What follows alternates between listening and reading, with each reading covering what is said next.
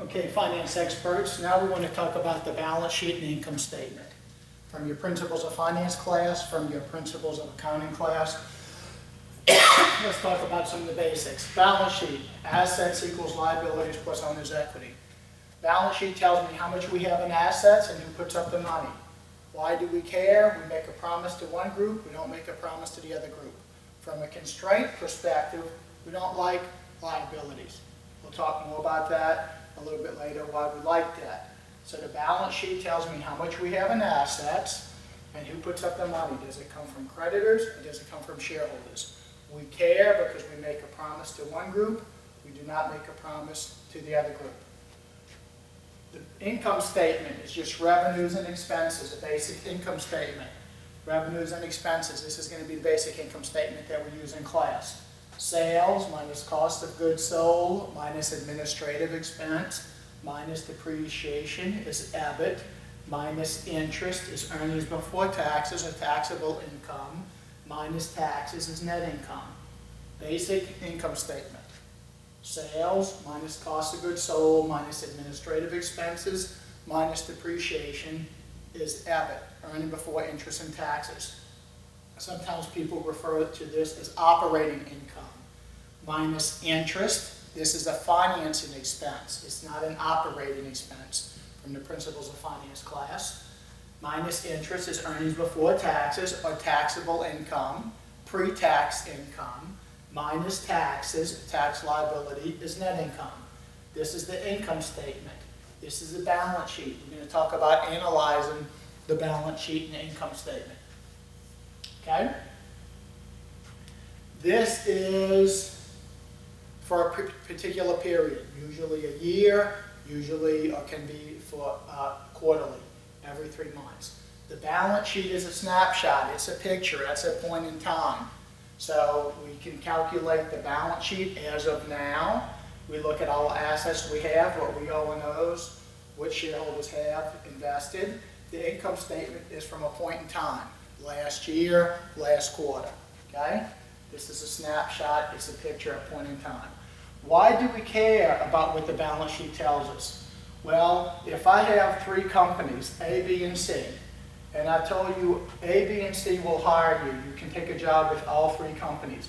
And if you only know the left-hand side of the balance sheet, you're indifferent amongst the 3. They all have $100 in assets. However, if I look on the right-hand side, I'm also looking at liabilities and equities. We make a promise to this group, we don't make a promise to this group. We have more constraints here, this is why we're concerned. So if I look strictly at the left-hand side, I'm indifferent. Doing some more research, looking at the right-hand side, these 3 companies offer me a job. Everything else is the same about the companies. Everything's exactly the same. I have concerns taking a job with company A. Why? Because $90 for every $100 in assets they got from creditors. They've made a promise to creditors to pay them back no matter what happens. Shareholders, we don't make any promises to shareholders. We tell shareholders if we do well, we'll pass it on to you. If we don't do well, we have nothing to pass on to you. If we go to the income statement, this belongs to shareholders. So sales, cost of goods sold minus administration, minus administrative expense, minus depreciation as EBIT, minus interest, we pay creditors, minus taxes, we pay the government, and whatever's left over goes to shareholders. So we're telling shareholders, hey, we're not going to make a promise to you, we're going to pay you after we pay everybody else if there's anything left over. So the balance sheet tells me how much I have in assets, if who puts up the money. We make a promise to this group, we don't make a promise to this group. From a constraint perspective, we don't like too much in liabilities. From a constraint perspective, we'll talk about more of the benefits to leverage in a second. So if I look at these 3 companies, just the left-hand side, I'm indifferent amongst the 3. When I look at the right-hand side, I have concerns about working for company A. For every $1 they have in assets, they got 90 cents from creditors. Company C, for every $1 in assets, they only got 10 cents from creditors. They've made fewer promises. Now here's the deal. It's not if things go as planned is I'm concerned, is if things don't go as planned what happens. So if everything goes as planned, A, B, and C can pay their creditors. If things don't go as planned, how is A going to pay me as an employee? So I go work for a company, they've made a lot of promises, they're not going to generate the net income, how are they going to pay me? So that's what the balance sheet tells me, very important concept. In other words, suppose I work for a company and they owe me $20. Company A can say, hey, let's assume this is all in the form of cash. Company A can say, hey, they owe me $20. We're going to take it from assets. We reduce this to 80, right? This stays at 10, and this goes to 70. So that's all we do is we take money from shareholders to pay the employee. Company B does the same thing. Company A is going to come along and say, hey, let me do what B and C just did. Let me go ahead and sell $20 of assets to pay my employees. So for the fun of it, we owe employees $20. We didn't generate anything from sales. We're going to go to the balance sheet and get it from shareholders, sell some assets. Well, company C is going to say, hey, let's sell $20 in assets. This goes to 80. Creditors are going to say, hey, you're not going to give $10 of my money away to your employees. You promised that to me. You promised to pay me back. So the concern is if things don't go as planned, C's going to have a harder time weathering the storm. A is going to have a harder time weathering the storm. C is going to have an easier time weathering the storm. If things go as planned, they're all okay. It's when things don't go as planned, what's going to happen. And that's what we do in finance. It's what-if analysis. What if things don't go as planned? How do we get through it? So that's a balance sheet. How much we have in assets and who puts up the money. We care because we make a promise to one group, don't make a promise to another group. I know I'm stressing this over and over again, but extremely important concept. The income statement, revenues minus expenses, real basic concept. Now the goal of management is to maximize shareholder wealth. We work for shareholders. At the end of the day, we're working for this group from the Principles of Finance class. The goal is to maximize shareholder wealth. We work for this group. Now let's talk about the relationship between the balance sheet and the income statement. What's the relationship between the two? Well, if I turn off the lights when I leave work and I turn off the lights, that's going to reduce my expenses. If I can cut cost of goods sold or administrative expenses, that's going to reduce my expenses. If I can reduce my interest expense, that's going to reduce my expenses. So all else equal, if I can cut expenses, I can increase this, EBIT, I can increase taxable income. Unfortunately, I increase taxes, but I increase net income. So by cutting expenses, when companies are struggling and they cut salaries, the argument is we're doing it for shareholders. When these oil companies are struggling and not as profitable as they once were, they said we're going to cut expenses, we're going to let people go, we're going to cut salaries because that's good for shareholders. Well, the goal of management is to maximize shareholder wealth. The goal of management is on the balance sheet side. So the question is, how does cutting expenses, how would that affect equity? Well, from the Principles of Finance class, we know that when a company makes money, when net income's positive, it increases owner's equity. And when net income is negative, it reduces owner's equity. So the income statement flows to the balance sheet. So our goal is to maximize shareholder wealth. We work for shareholders. By cutting expenses, increase in sales, increase in EBIT, increase in taxable income is good for shareholders. Okay? So when a company makes money, when we have positive net income, it increases equity. When we lose money, negative net income, it reduces owner's equity. Now, that's not exactly right because from your accounting class, we realize it comes over here in the form of retained earnings. Okay? So a company, when they earn money, net income belongs to shareholders. And I have two choices. I can pay it out in the form of a dividend, or I can retain the earnings. So net income belongs to shareholders. I can pay it out in the form of a dividend or retain earnings. So in this case, I'm assuming we're not going to pay a dividend. I'm assuming we're retaining the earnings. is flowing straight to the balance sheet. Okay? So company increases, has positive net income, I should say, positive net income increases owner's equity, negative net income reduces owner's equity. Very important concept. You have to know the relationship between the balance sheet and income statement. Net income belongs to shareholders. Can it pay it out in the form of a dividend or retaining earnings? Those are my two choices. Okay, so here I'm going to assume I'm paying no dividends. Anything I earn is put back into the company. So it increases shareholders' equity. If this is positive, reduces if it's negative. Now the next question is, do we like that? Do we like liabilities? From a constraint perspective, I said I don't like that. From a constraint perspective, I said if company A, B, and C offer you a job, A, we don't want to work for because we say they have too many promises, too much in debt, too many constraints. Well, do we like that? Well, what we're going to present in this class and show in this class is we like that, we don't like too much debt. A little manageable amount of debt is good, too much debt's the problem. So I don't want to give you the impression we don't like that. From a constraint perspective, we don't, but we can also use debt to our benefit. So we can argue we like debt, we don't like too much debt. So the question is, do we like that? Well, debt, leverage, magnifies gains. And leverage also magnifies losses. So debt magnifies gains, leverage magnifies gains, leverage magnifies losses. So here's a real simple example. I can buy this eraser for $100 and sell it for $110. So I buy the eraser for $100, it's a cash outflow of $100, sell it for $110, I have made $10.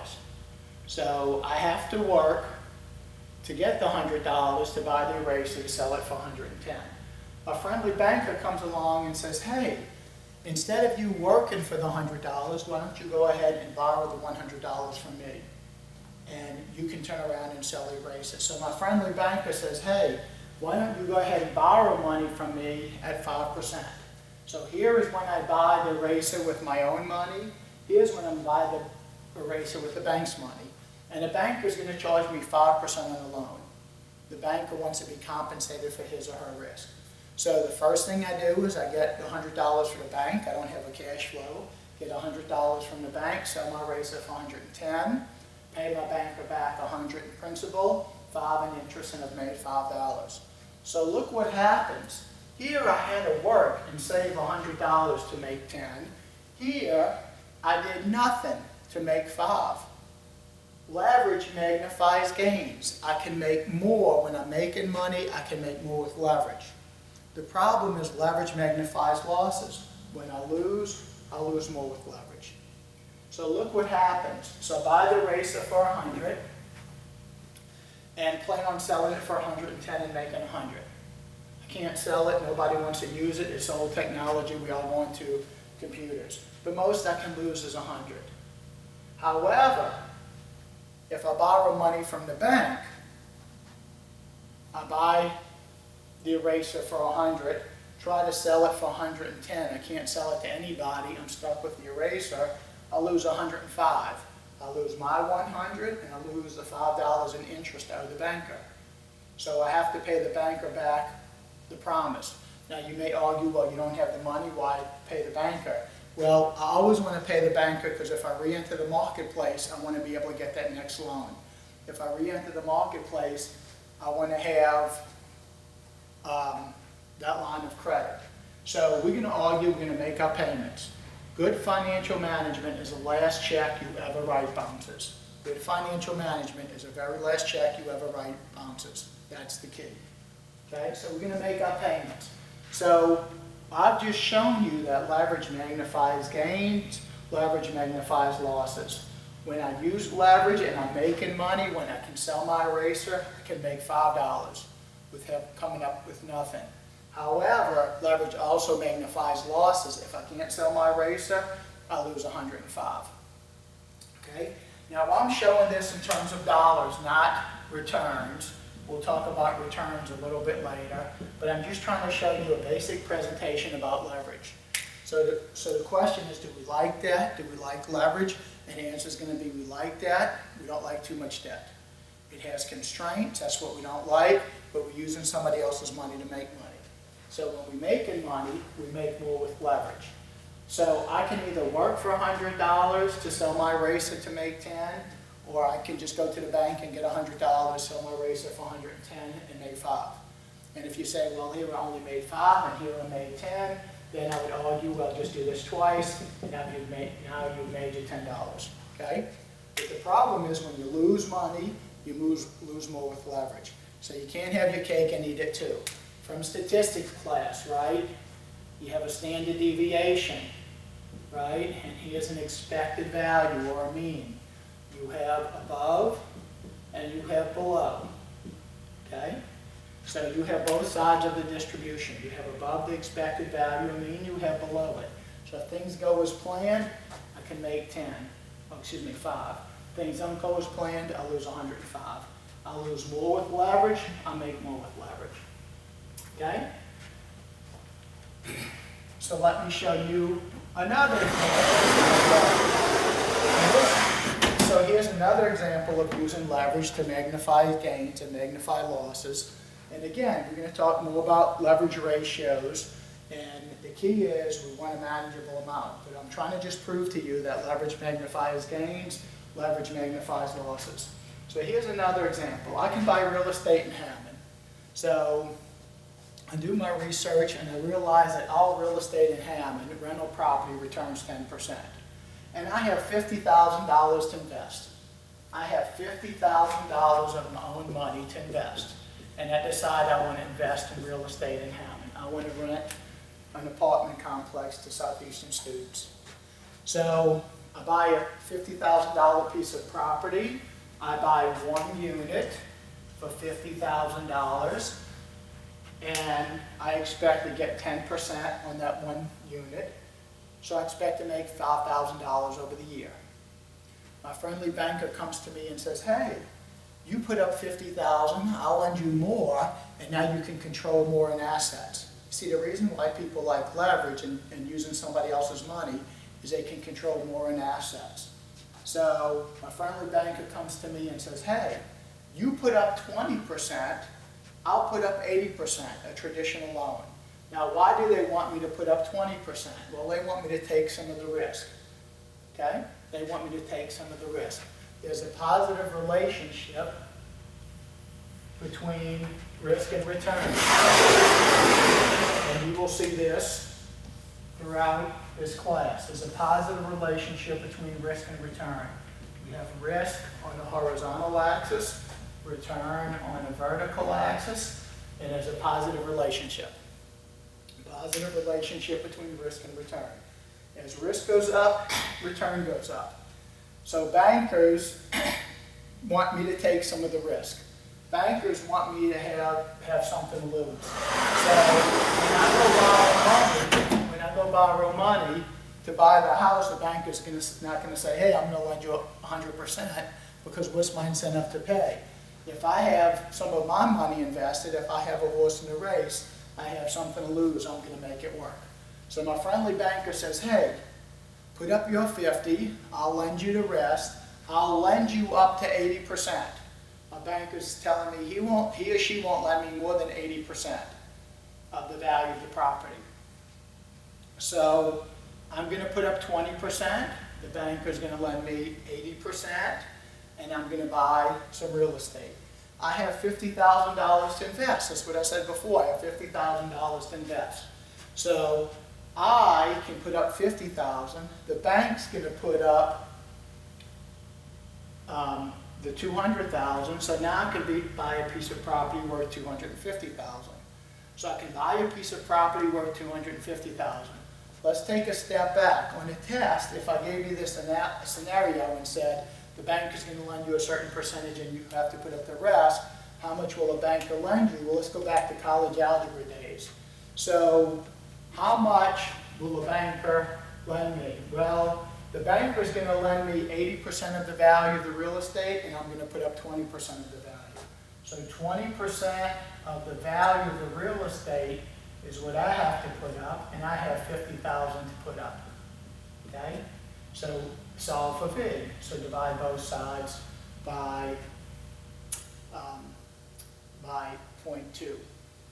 Okay? So I can control the value of the real estate is 250. So the value of the real estate is 250. As I said before, real estate in Hammond returns 10%. My $250,000 investment is going to generate $25,000 in income for the first year. My friendly banker lent me $200,000, and my friendly banker wants 6% back on his or her money. So 6% times $200,000 is $12,000. So look what has happened. I put up $50,000, borrowed $200,000 from the banker. Now I'm controlling $250,000 in real estate. Real estate in Hammond returns 10%. I've made $25,000. However, the banker wants his or her return. They lent me $200,000. They want 6%. I have an interest expense of $12,000. I've made $13,000. I've made $13,000 off of a $50,000 investment. I told you I had $50,000 to invest from the beginning. So leverage magnifies gains. When I make money, I make more using leverage. This is why we like leverage. We can use somebody else's money to make money. When you see these subdivisions going up, you see these builders building 10 homes at a time, you'll see a sign that says it's financed by a certain bank because we're using somebody else's money to make money. We see it all the time. That's a classic example with real estate. Is people will borrow, and real estate prices go up, they're using somebody else's money to make money. So here I made $13,000 off of a $50,000 investment. Here I only made $5,000. So I like leverage. I use somebody else's money to make money. Leverage magnifies gains. The problem is leverage also magnifies losses. When things don't go as planned, in this case, I lost $50,000. When I put up my 50 and didn't borrow anything from the bank, I can only make I can only make 5, but the most I can lose is 50. So the most I would make is 5, the most I would lose is 50. However, if I go to the bank, borrow $200,000, now I control $250,000 in real estate, and I can't do anything with it, I'll lose $263,000. That's a negative. I lost my $50,000 I put up. I'm going to pay the banker back the $200,000 that I promised them because I want to re-enter the marketplace. I'm going to pay my $12,000 in interest that I promised. I'll lose $263,000. So the most I can lose by putting up my own money and not borrowing is 50. I can lose $263 by using the banker's money. Leverage magnifies gains. Leverage magnifies losses. We like that. We don't like too much debt. We want to have a manageable amount of debt. Okay? So when we started with our balance sheet and said, tells us how much we have in assets and who puts up the money, why do we care? Because we make a promise to one group, don't make a promise to another group. That's from a constraint perspective. But on the other end, we're using somebody else's money to make money. Now think of where we're making money, how we're making money. We're making money because we borrowed that 6% and we invested it to get 10%. So the key is we're making money when the return on investment is higher than the cost of capital, cost of money. So a banker will lend you money to buy a house at 3%, but they're making money because they're paying the depositors, if we're lucky, 0.5%, and they're going to make money off the spread. So if interest rates go up, if they have to pay depositors more, they charge you more as a consumer. Who likes low interest rates? Borrowers like low interest rates.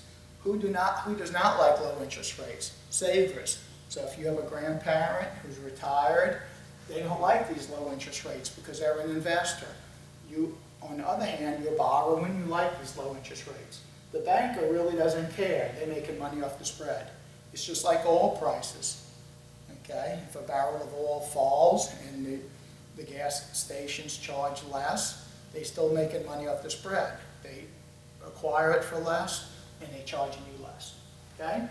So what we wanted to introduce here was the relationship between introduce the balance sheet, refresh your memory with the balance sheet, and the income statement.